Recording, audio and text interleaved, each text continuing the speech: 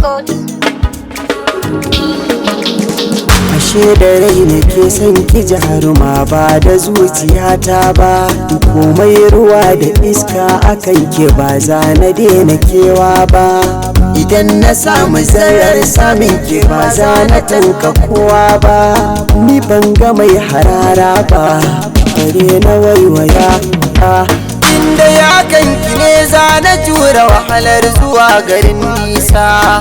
Da an taɓa ki a jira ni don kwatila sai na zo na ɗaukansa.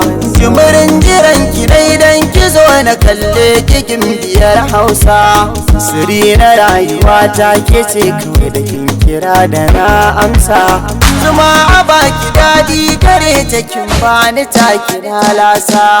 Inda ya kanki ne na yi nisa don ba kiran da zan amsa. Tilasu ganin mu tilasu barin mu kauna rikicin da na yi nisa.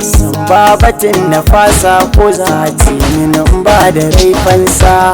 Tsarin zubin ki daidai ne ya kama zuciyata ne. Na jin kamar mafarki ne, na san ki so mataki ne.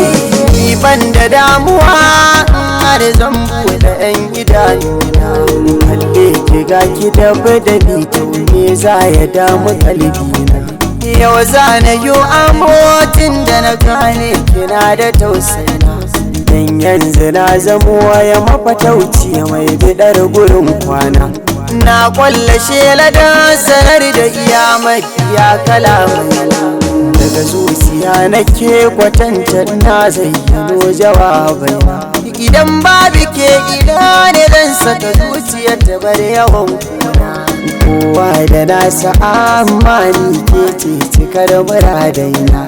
Yau gane an ruwa kusa da kada zo ki ce cikar kona. Komai da mafita kar da ki saba da furta ban kwana. Na ji na gani yadda nake son ki ya fi ƙarfina. Na san a duniya da wanda yake jin duka tunanina. Soyayya rayuwa wani sa'in sai ta zama wutar gona.